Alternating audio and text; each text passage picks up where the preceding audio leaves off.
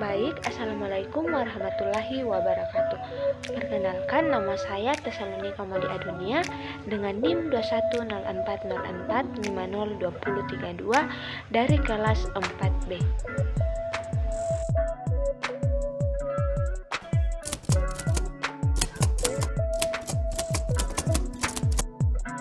Baik, di sini saya akan menjelaskan terkait pengertian bimbingan kelompok.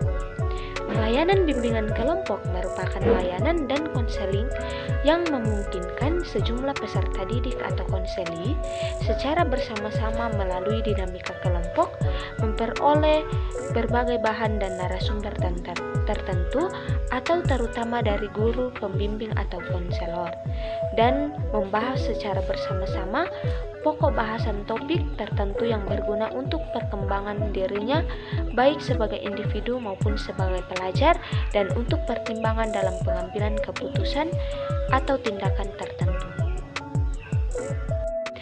Bimbingan dan konseling kelompok merupakan dua jenis layanan pokok dari sejumlah layanan bimbingan dan konseling yang ada di sekolah atau di luar setting sekolah. Nah, memaknai layanan bimbingan dan konseling kelompok sebagai proses untuk memanfaatkan suasana antara hubungan yang ada di dalam kelompok guna memungkinkan terbitnya pengertian diri sendiri dan penerimaan diri sendiri yang lebih dalam. Nah, dalam konseling kelompok pada dasarnya adalah individu-individu normal yang memiliki berbagai kepedulian dan persoalan yang tidak memerlukan perubahan kepribadian dalam penanganannya. Klien dalam konseling kelompok dapat menggunakan interaksi dalam kelompok untuk meningkatkan pemahaman dan penerimaan terhadap nilai-nilai dan tujuan-tujuan tertentu untuk mempelajari atau meningkatkan sikap.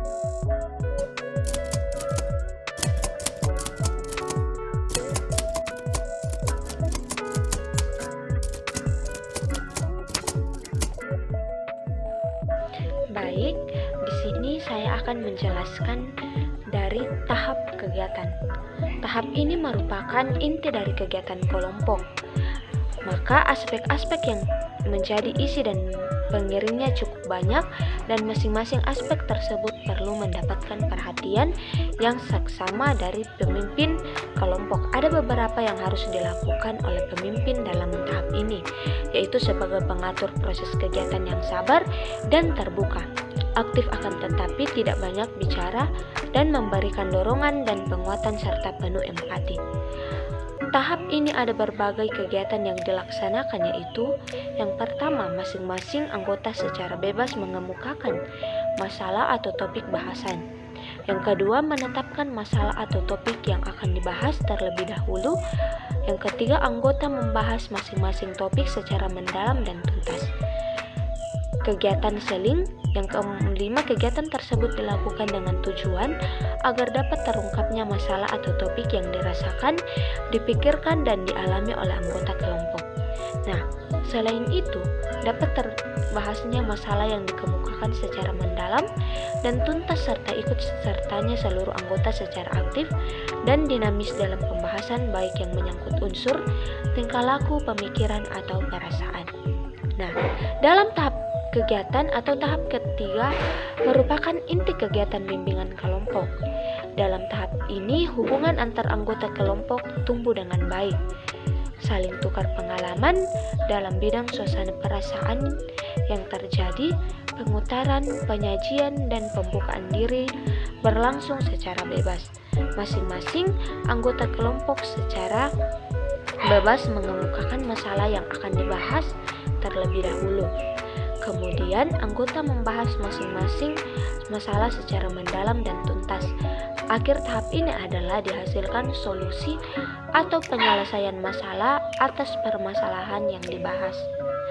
Adapun tahap kegiatan bimbingan kelompok terdiri dari yang pertama, mengemukakan topik, yang kedua, tanya jawab topik yang telah dikemukakan, yang ketiga, menegaskan komitmen para anggota kelompok apa yang segera dilakukan berkenan dengan topik yang telah dibahas.